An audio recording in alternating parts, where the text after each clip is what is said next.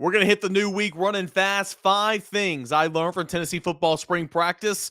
Plus, Tennessee football, a new commit and local talent, Trevor Duncan. And Tennessee picks up a series win on the diamond against Alabama. A lot of fireworks in that one.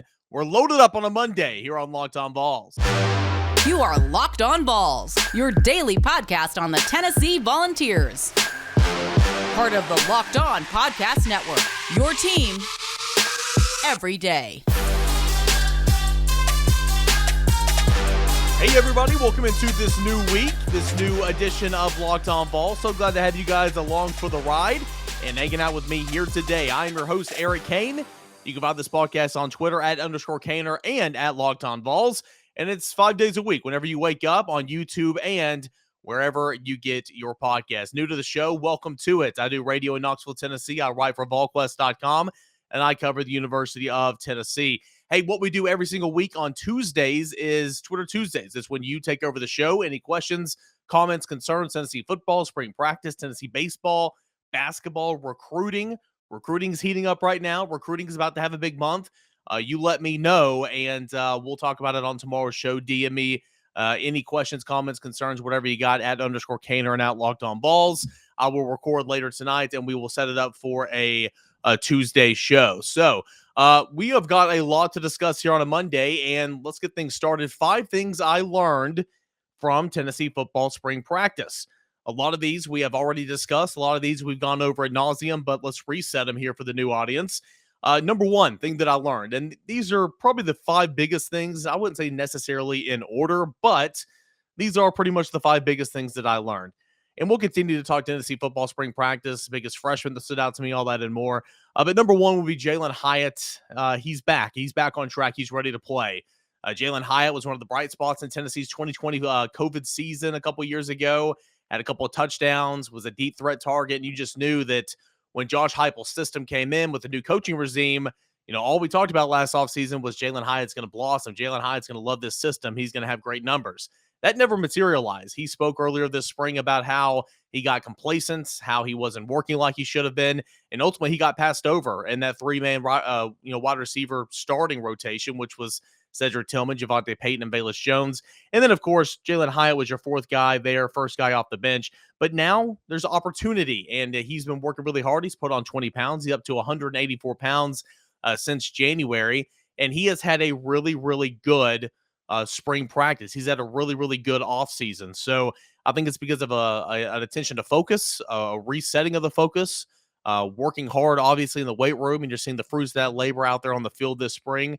So, it's a good thing for Jaylen Hyatt. I mean, it truly is, because Tennessee needs his talent. He's got an unbelievable talent. Would love to be able to put him on the outside, but he's probably going to be your slot receiver, and that's one of my biggest takeaways from spring practice is that Jaylen Hyatt is back on track. Number 2, the Vols still need to add a wide receiver, and I believe that Tennessee will add a wide receiver. I truly, really do believe that. The veteran, quote-unquote, wide receivers, Jaylen Hyatt, you've got Ramel Keaton, Jimmy Holiday. They had a good spring. I mean, they really, really did, and I think that those guys earned some snaps for the fall. Jaylen Hyatt out of that conversation, so really I'm talking about Jimmy Holiday and Ramel Keaton. I think they earned some snaps for the fall. Ramel Keaton's seen some time a little bit. Jimmy Holiday's practically seen no time at wide receiver throughout his career. But with the Marquarius Whites, the Caleb Webbs, the Chaz Nimrods, the Cam Millers, all those early enrollee true freshmen coming in, these veteran receivers, they didn't bat an eye. There's opportunity there, and they stepped up to the plate. But Tennessee still needs to add to that room. You truly do. Tennessee's got a whole lot of slot receivers, not a whole lot of outside receivers. So obviously Tennessee's on Brew McCoy watch. Will that happen? We'll see. I would say Tennessee's absolutely the favorite right now, but Tennessee will need to add a receiver. And if that's Brew McCoy, great. If it's not, they'll continue to go to the drawing board. And I believe that is still priority number 1 on the list. So good spring practice session for the wide receivers. You still need to add at least one, in my opinion. Number 3, Christian Charles will play. So this has been one of the most asked question to me, at least throughout the spring practice portion, has been, Christian Charles, is he going to start at corner? Is he going to start at safety? Where's he going to start? And my response is I don't really know, and he might not even start, really. Like, if I'm pegging the starting lineup right now, I think I was asked on this Maybe it was last Twitter Tuesday. Maybe it was the VolQuest chat last week. I'm not sure. But I kind of pegged it as Kamal Haddon and Warren Burrell being your two starting corners. Your two safeties are still your veterans, Jalen McCullough and Trayvon Flowers. And then your star, either Wesley Walker, who is a transfer from Georgia Tech, who is obviously not here yet for the spring, or maybe Danico Slaughter. And so I left out Christian Charles, but my response always is Christian Charles will play starter snaps. It's like a six-man in basketball. You don't start the game, but you play starter minutes. And that's how I kind of view Christian Charles. He is obviously upping his resume in terms of playing cornerback this spring. He's a guy that can play all over. I think that he can play star. He can obviously play safety. And Willie Martinez, when he spoke to the media last week, he was saying, hey, we're going to play the best five guys. When one guy goes down, if we have to move some guys over to get the best five guys out there, that's what we're going to do. We've got to play more guys. And so Christian Charles, in my opinion, is going to play, whether that's at safety, whether that's at cornerback, whether you get a look at the star position out in space. I don't know what that is, but I think Christian Charles will play, whether he's a starter or he's not. He's a guy that had a whole lot of buzz last year that we kept waiting and waiting and waiting to get in there, but he got hurt last year. And I believe if he was truly healthy, Christian Charles would have taken away some snaps from either Jalen McCullough or Trayvon Flowers at safety because Tennessee was so slow at safety last year. So if you're healthy, that's an option for this year, and I think that's an option Tennessee will look at for sure at points in times throughout the season. Number 4, offensive tackle is still unresolved. Heard a lot of good things about both J.J. Crawford and Gerald Mincey, the Florida transfer this spring. Those two guys were battling it out on the left side at left tackle while Darnell Wright flipped from left side to right side, went more back to home, and Dane Davis was over there with Darnell Wright at right tackle. And so essentially it was three guys, Davis, Mincey, and Crawford, battling out this spring for who's going to start that other tackle spot, whether it be left or right. I mean, Darnell Wright, you can move around, deciphering whichever, side you want. But Dane Davis got hurt midway through spring practice, and so he's kind of out of this equation for now. And you kept hearing good things about Gerald Mincey, who has been nursing an ankle injury, did not practice in the first scrimmage, did not participate in the first scrimmage a couple weeks ago, but it paid off because he didn't miss a practice since then, played in the other two scrimmages. J.J. Crawford was a junior college transfer. They got here like in late July last offseason and never really had a chance to be a contributor last year, but you kept hearing good things about him. So, excuse me, you had Josh Heupel. I asked Josh Heupel about that left tackle spot, and I said, kind of, where are you right there? And he said, well, J.J. Crawford and Gerald Mincey have been splitting those reps pretty much every single day, and depending on who's up there first is who graded out the best the day before. So he said he likes what he's seen. He said that there's some progress there. He said that Dane Davis is playing the best football he's ever played prior to the injury. I don't know if that's coach talk or not, but I thought that was noteworthy. So bottom line, it sounds like they're getting better, and it sounds like they have more confidence in them, but it's still unresolved. You don't know if you have enough, in my opinion, to where you have enough in those two guys to where you won't go out and pursue a big-time offensive tackle transfer. Now, that's the thing. Big-time offensive tackle transfer. Will there be another one at the portal? Tyler Steen, the former Vanderbilt starting left tackle, he's gone to Alabama. He's off the board, right? And so, unless one makes sense, do you bring one in there, or do you feel good enough to where you can figure it out and fall? That's probably where Tennessee is right now. I don't know that for a fact, but I feel like you feel good about where you are right now to think that, okay, whether it's Crawford or whether it's Mincey, you're just going to pick one of those guys and roll. So that's one to pay attention to. Offensive tackle is still unresolved. And then finally, Joe Milton is your backup quarterback, okay? Taven Jackson had a good spring. True freshman, early enrollee. Taven Jackson came in. I thought he had a good spring. I thought he looked good, looked poised. He's got good feet. He's athletic. Thought he threw a good ball. The coaching staff raved about him and everything. In scrimmages, I think he made freshman mistakes a time or two, but you saw his athleticism on display, that scrimmage that the media got to watch. But I think Joe Milton is poised to be your backup quarterback, right? I mean, Joe Milton still throws the best ball on the team. He's still the most athletic quarterback. He's still physically the most dominating presence on the practice field. It's just a matter of putting it all together, and he's not done that yet. But he's a veteran. He's started games in 2 Power 5 conferences. Yeah, he is going into his 5th college football season. He's been there. He's done that. In fact, I would go out on a limb and say he's one of your better backup quarterback options in the SEC. I truly do believe that. I know it's frustrating. The end of the Ole Miss play was literally the end of the Ole Miss game was literally the worst football play I've ever seen in my life. I mean, truly it was. But I think you should have confidence in Joe Milton being your backup quarterback. with Taven Jackson continuing to be a sponge, soak up knowledge from those two guys in front of him, Milton and Hooker, and continuing to get better. And maybe in the fall camp, things might change, but Joe Milton had a really, really good spring practice, and I think he is a great resource for Hendon Hooker moving forward. So those are the big five, the top 5 things I have learned from Tennessee football spring practice. We'll continue on with giving you some more information on some in list form from things that I've learned from Tennessee football spring practice as we get on throughout the week. Coming up next, a new commit for the class of 2023. I'll tell you all about Trevor Duncan when Locked On Vols returns. But let me tell you about Built Bar first, okay? The Puffs, brand new Puff flavors.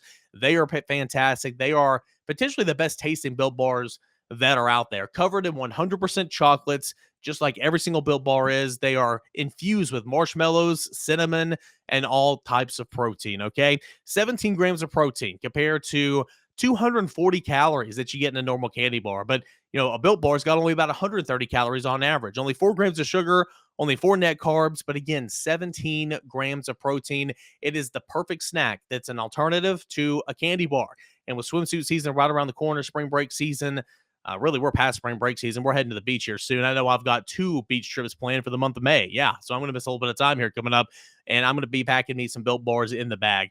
You can too as well. Go to Built.com, use that promo code LOCK15, and you're going to get 15% off your order. Use promo code LOCK15 for 15% off. That is at Built.com. We welcome you back in here to a Monday edition of Locked On Vols. I am your host, Eric Kane. So glad to have you guys with me here today. It never goes unnoticed that you could literally be doing anything with your day, but you're choosing to listen to me blab on about Tennessee athletics for 30 minutes. So really, really do appreciate that. Don't forget Twitter Tuesday. That's coming up tomorrow. If you want to get any questions in for me, at _Kaner and at Locked On Vols. So Tennessee picked up commit number 7 in the class of 2023. And that happened on Friday around lunchtime. His name is Trevor Duncan. All right, for the class of 2023, he's a 4-star versatile lineman, and he was the second in-state prospect to commit to Tennessee last week, joining 3-star defensive lineman Nathan Robinson. Duncan chose Tennessee over Virginia Tech and Kentucky. He joins a class of 5-star quarterback Nico Iamaleava, 4-star tight end Ethan Davis, 3-star defensive back Jack Luttrell, 3-star offensive lineman Aiden Bussell, and 3-star wide receiver Nate Spillman, along with 3-star defensive lineman Nathan Robinson, who was aforementioned. 6'6", 275 pounds. He is already Heupel's 4th in-state commit for this class. That doubles his entire haul for the class of 2022 in-state prospect. So I think that is a really, really good thing. Here is Corey Mobbs, who's Knoxville Catholic's head coach. Here's what he had to say on Trevor Duncan. And you can read my entire write-up, see videos, and tons more analysis at volquest.com. But here's Corey Mobbs right now. Quote, you look at him physically, and it kind of speaks for itself. The best part about Trevor is how low maintenance he is in every part of who he is. He practices his tail off. He's not special. He's not a special media darling, which is kind of unheard of in this day and age. That kind of sums up who he is. He goes to work every single day. He's always the last one to leave the weight room. I'm super excited to be able to coach him. You look at how mammoth he is, 275 pounds, and wears it extremely well. There's not much body fat there. They will probably want to put on about 20 to 30 pounds, depending on what they want to do with him position-wise, and that's the big piece of who he is his versatility on offense and defense. He's the kind of kid that's going to be okay with whatever they think is best for him, and that speaks to who he is. He's got that pop to him. He's got that twitch that normal kids don't have. He's going to continue to improve every single day. End quote. That is Corey Mobbs, Knoxville Catholic head coach on Tennessee's new commit, Trevor Duncan. Trevor Duncan is a 4-star lineman. I have been referring to him as a versatile lineman, meaning he's coming to Tennessee, and we don't exactly know which side of the ball he's going to play on right now. He is a defensive lineman. That's his home, okay, by nature, but he's got offensive tackle written all over him, okay? I remember specifically, so with my work with Reliably Thursday and for VolQuest going and covering some of these prospects and talking to them afterwards, I saw probably about 5 Catholic games this past fall. And one of those games, and I'm on the sideline all the time, Reliably Thursday, doing sideline reporting and all that. And, I don't try to talk to coaches a lot because they're there doing the job and I don't want to get in their way, right? But one time I couldn't help myself. I was standing right next to Corey Mobbs and, Duncan made a play on defense or something. I said, hey, you got you a real good one in Trevor Duncan. but he's playing offensive tackle at the next level. And Corey Mobbs looked at me and said, oh, yeah, he's going to make a whole lot of money playing offensive tackle one day. So that's coming from a guy, Corey Mobbs, who's coached 5 different players who went on to play 5 different positions at the SEC level, including former All-American and All-Pro now in the NFL, Derek Brown. That's saying an awful lot. The Vol ties run strong in this one as well, because now current defensive coordinator at Oak Ridge High School here locally, he was the former defensive coordinator at Knoxville Catholic up until this past season. That's Robert Ayers, former first-round pick, and had a nice little pro career as well. He coached Trevor Duncan. So it's very interesting to see exactly where he will play, but I think he'll be an offensive tackle. I truly, truly do. Here are a couple of my notes that I put on Trevor Duncan. Of course, you can check all these out at volquest.com. The first thing that jumps off the charts when evaluating the tape is his length. 6'6". This is me talking, so I'm quoting myself here at my writing. Duncan has great extension. He utilizes that extension to create separation between him and the blocker, allowing him to decipher the play, spot the ball, and then go make the play. At defensive end, his ability to squeeze the end man on the line of scrimmage on a down block is next level. What squeezing is, a lot of you guys might not understand that. You football lingo people probably get it. If you're a defensive end, you're the end man on the line of scrimmage. The guy across from you, the offensive tackle or the tight end, in this case, an offensive tackle, they are down blocking. They are stepping with their inside foot, taking the technique that's in that gap and pretty much washing them down or going up to the second level to get a linebacker. If you're a defensive end there, when you see a down block, you have to squeeze that down the line to keep that offensive lineman from going up to the second level and getting in the face of your linebacker. So once upon a time, Uncle Rico, allow me, please. Hashtag Uncle Rico. When you're sitting there in the middle playing linebacker, okay? And, it's fast, especially in my case, going up a veer offense. And that defensive end didn't get hands on that tackle, and he had a clean release to come down and just drill me in the middle. Boy, I was animated. I mean, that's a part. Again, it's called teamwork. It's team sport. You got to get your hands on that guy. And Trevor Duncan, when he gets his hands on there and squeezes that end man on the line of scrimmage, boy, it is good. He's just raw, strong man football, right? And so that's a big thing that stood out to me. I mean, it's teach, and it's teach tape, and it takes him right to the football and or good pursuit to get to the football. I will continue on. He shows great bursts off the line of scrimmage. Usually gets, just beats his opponent on simple strength at this level, but he's got good technique. He's a good contained player. Once he's at the next level, he'll begin to add individual moves. They're going to add to his pass rushing game. I didn't see on his tape, at least, I didn't see much twists and turns and loops and playing games up front for Knoxville Catholic this past year, at least on the huddle film.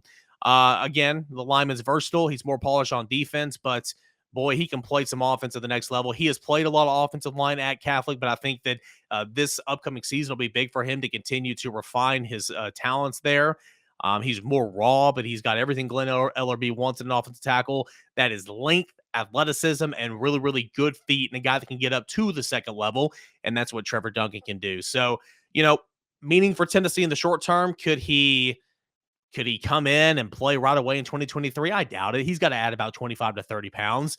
But down the line, this could be an offensive tackle for you in this offense. Down the line, potentially, this could be a defensive end for you in this offense. We will have to see. You can never have enough offensive linemen and defensive linemen in the SEC. It is a line of scrimmage league. So for Trevor Duncan, winning this one over Kentucky, winning this one over Virginia Tech, keeping the local talent in state and going to the University of Tennessee, that's a big win for Josh Heupel. And I think Trevor Duncan's going to be a guy that can help Tennessee down the line for sure. So Tennessee picked up its 7th commits and 4-star lineman Trevor Duncan. That came down the pipe on Friday. And I believe Tennessee will be picking up a couple more commitments here to end the month of April. So I think this should be a pretty good month for the University of Tennessee. All right, that's all you need to know about Trevor Duncan. And every time Tennessee picks up a commit, we're going to break it down right here on Locked On Vols. Let me tell you about my friends over at BetOnline. So the Major League Baseball season started. The NBA playoffs, they are underway. NHL is probably not far behind for all the action, for all the analysis, for sports news, for podcasts. It's much more than just, wagering, guys. Go to betonline.net. It's your number one source for all your betting stats and information, and plus a whole lot more. You can find all the latest sports developments, league reviews, news, including this year's basketball playoffs, start of the Major League Baseball season. BetOnline is your continued source for all your sports wagering information, from live betting to playoffs to esports to reality shows. and a whole lot more. Head on over to the website today, or you can check it out on your mobile device and learn all about the latest trends and all the action. BetOnline.net. It is where the game starts. That's BetOnline.net. Check it out today. Put some coin in your pocket. It's where the game starts. We got a final segment left here on a Monday Locked On Vols. I am your host, Eric Kane. Don't forget to get in those Twitter Tuesday questions. That's coming up on tomorrow's show at _Kaner on Twitter and at Locked On Vols. That is where you can interact with the show. All right, so your number one baseball team, the Tennessee Volunteers, at least at the time of this recording, is still number one. Very real chance Tennessee could drop a spot or two in the polls when all those 17 polls release their new rankings at some point today, right? Tennessee lost a midweek contest to Texas Tech earlier in the week. Tennessee dropped game 1 to Alabama on Friday, but rebounded for wins on Saturday and Sunday. So Tennessee went 2-2 on the week, but more importantly, you won another SEC series, right? So Tennessee has yet to drop an SEC series on the season. You've got a 5-game lead in the East for the Tennessee baseball team, and that's just huge. So this one this weekend was one for the books. Okay, so Alabama's a good baseball team, and I think I spoke on that maybe heading into the weekend. I can't really remember how I programmed Friday's show, but nonetheless, Alabama, and I know Ben and I spoke on the Diamond Vols podcast and on our Around the Horn on Friday nights at volquest.com. Alabama's a good team. Alabama's a really, really good team. They've got good pitching. Starting pitching has been really, really good, and they've got guys in that order that can really, hit it. And so we knew that Alabama was going to be a challenge this weekend for sure. And Tennessee comes into the plate on Friday and falls 6-3, doubled up by the Crimson Tide. And Chase Burns, for the second consecutive week, kind of got hit around a little bit. Went only 3 innings, went 3+ innings, 7 hits, 5 runs given up. Only 4 were earned, 4 strikeouts, 1 walk, 74 pitches on the day. You've seen his ERA the last 2 weeks go from below 1 to 2.83, which 2.83 is still a really good ERA, but that just goes to show you how good the true freshman was pitching. You knew the other shoe was going to fall at some point in time, and it's falling right now. So for a number of reasons this weekend that we're going to get into here in a second, Chase Burns' continued struggles, that's very noteworthy, and I'll tell you why here coming up. Joel Ortega homered on Friday night, but ultimately it was Alabama. 6 runs off 11 hits, 1 error, beats Tennessee 3 runs, 9 hits, and 1 error as well. Tennessee was not very good with runners in scoring position, and again, Chase Burns did not have a good day at the ball yard. Let's move on to Game 2, which was Saturday. A number of things happened in the first 30 minutes of play. Number one, this set everything off, okay? One of Tennessee's aces, again, you can make the case of any of those guys that start weekend games, has been Tennessee's ace this year, but Chase Dollander, your number 2 starter, your Saturday night starter, he was hit with a liner, comeback liner off the elbow, okay? And that is how the bottom, or I guess the top of the first inning ended. Tennessee was able to ricochet, get the out at first, and he was down on the ground wincing in pain. Out comes Frank Anderson, which is Tennessee's pitching coach, storming out of the dugout and berating the third base umpire, and then looks like he was talking to the third base coach, and then ultimately into Alabama's dugout. Reading in between the lines and seeing some of the reports out there and everything, it turns out Frank Anderson was under the impression that maybe some sign stealing was going on with Alabama. That's a baseball thing. It happens at every level. Some sign stealing was going on with Alabama's club, and ultimately that led to, obviously, the injury of Chase Dollander. So he went ballistic, and he was going out there sticking up for his guys. The third base umpire, Jeffrey Macias, is I believe how you say his name. If I'm mispronouncing it, I do apologize. Jeffrey Macias. He tosses Frank Anderson. You're like, okay, well, I mean, you can kind of understand that, right? I mean, a guy comes out of the dugout and it's not the head coach, and you kind of get it, right? Well, here comes Tony Bottello. He's going wild. You know how Tony is. And he's having a conversation, talking.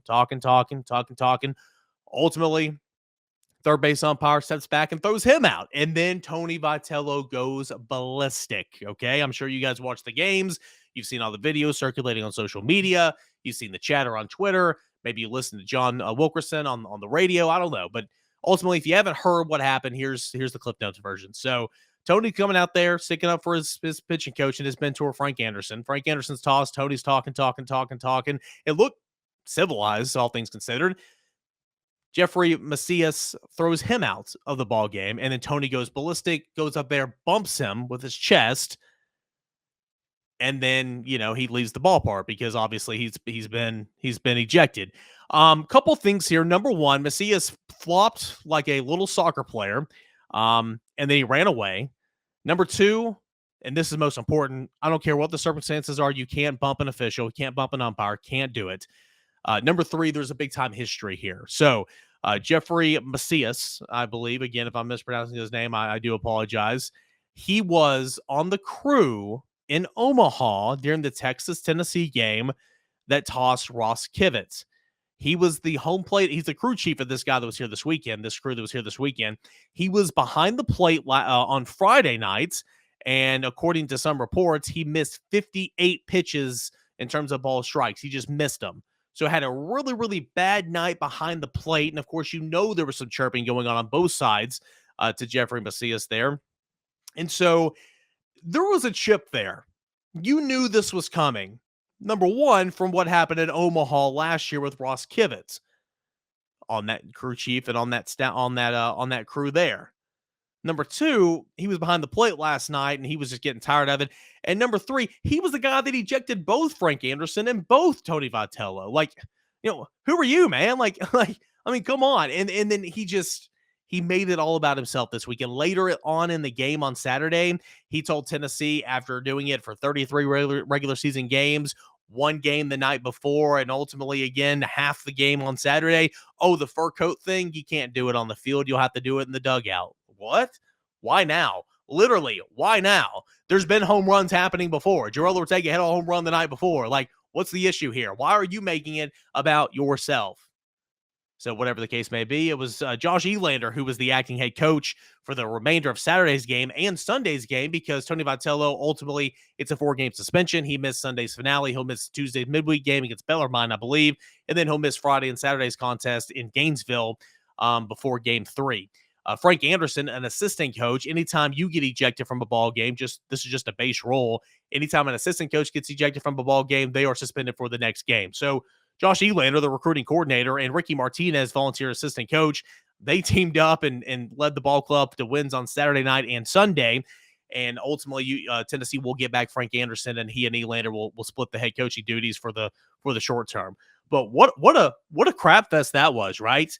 And I'll get back to the baseball here quickly, but let me just say, I know a lot of officials. I have pretty good relationships with two guys from two Power 5 conferences who officiated for over 15 years. And we're still very, very involved in the world of officiating today. So I use those guys as resources. I really, really do. So I have the utmost respect for officials. They have a tough job. They really do. They get a bad rap. I have long been in the camp, though. I mean, but they're human. They make mistakes, right? There are so many good officials. They're like offensive linemen. You never know about them until you give up a sack or make a bad call, right? There are a few that try to make them about themselves and carry a chip on the shoulder and can't be objective. And that was what the case was with Jeffrey Macias this weekend. It was just pathetic. It was awful. I've long been in the camp for you got coaches and players that talk after every single game, football, basketball, baseball, softball, whatever the case is. The white hat in football, the crew chief in baseball, whatever, they need to be made available for an 8 to 10 minute press conference after every single game. Every single game. It's called accountability. So that was a complete crap show. Jeffrey Macias was welcome to Lindsey Nelson Stadium when he ran on the field to boos galore on Sunday. It was pathetic, man. He was awful. He was flat out awful, and it was embarrassing. It was so embarrassing. Having said all that, Tony Vitello, you love the passion. You love how he sticks up for the guys. Tennessee fans were adoring it. It's all great. It's not the end of the world. Can't bump an official. Can't bump an official. Can't do it. Simply can't. So it'll be a learning experience. It is what it is. I'm sure Tony Vitello's lemonade stand will be up outside of Lindsey Nelson Stadium for the midweek game coming up and before Tennessee heads down to Gainesville for the weekend series against Florida. But that was kind of the situation. I'm sure you were there. It was bad. And you go back and watch the video, that umpire flops like crazy when Vitello bumps him, but you can't bump him. Back to the game at hand. Saturday, it was a really, really good outing for Camden Sewell, who came on. And, Dolander couldn't continue in that ball game. He pitches 4 innings and a third, gets 2 runs on 5 hits. Mark McLaughlin pitched well. Kirby Connell came in, and then 2 innings from Redmond Walsh slammed the door. You had a couple home runs from Jordan Beck and A really, really good outing from the lineup top to bottom. But Jordan Beck, it was his show on Saturday night, and that was kind of the lasting impression. You go on to Sunday, Tennessee on the brink of losing, just like Saturday, on the brink of losing his first SEC game of the season. Responds well, 15-4, the final score on Sunday. Freshman Drew Beam continues his great work, 8-0 on the season, 6 2/3 of an inning, 3 runs off 4 hits, 10 strikeouts, and no walks. He was incredible. Jordan Beck homered again, had a monster series this weekend, but it was Jarrell Ortega, 4 for 5 on the day. Homered Friday, drove in 4 runs, had a big 3-run home run on Sunday as well. Tennessee is 33-3, 14-1 in the SEC. So adversity struck. Tennessee answered the bell. Tennessee had depth, and it showed that it can win a series. Now moving forward, showed it can win a series shorthanded, I guess. You got not a good outing from your number 1 starter on Friday night. Your number 2 starter, Chase Dollander, was knocked out of the game after just 1 inning, and Tennessee found ways to win. Now, moving forward, here's the thing. You're going to have to win 3 more games without Tony Bottello. That should be okay, right? Number 2, Chase Dollander went in for MRI. There's a chance that you could be missing him for an extended period of time, which would not be good. He is the strikeout leader in the SEC, so that would not be good whatsoever. So there are a couple of things here at play. Vitello's going to be suspended.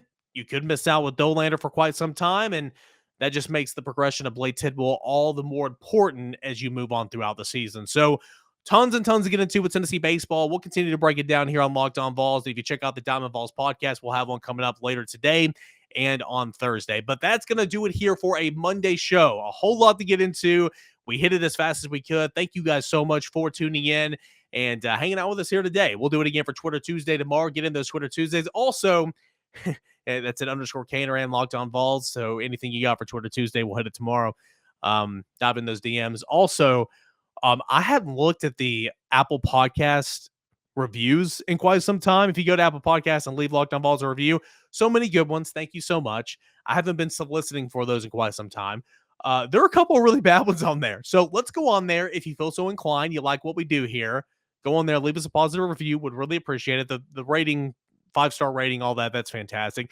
There's just a couple people who don't like me, and that's okay. Also, there was one guy, and gosh, I should have pulled it up. There's one guy that literally said, I listened to your podcast to hear from other people. So enough with your opinions. Don't give your opinions on your podcast. Rolling on the floor, laughing my effity, blankety blank off, LOL. I mean, I did all 3. I mean, I don't listen to your podcast for your opinions. Don't give your opinions on your own podcast. That was hilarious. So anyway, if you feel inclined, go on Apple Podcasts, send me a review, and let's put some of those better ones up there, and we'll move on with that. That'd be fantastic. Guys, thanks so much. We'll do it again here tomorrow on a Twitter Tuesday. Until then, enjoy the rest of your Monday, everybody.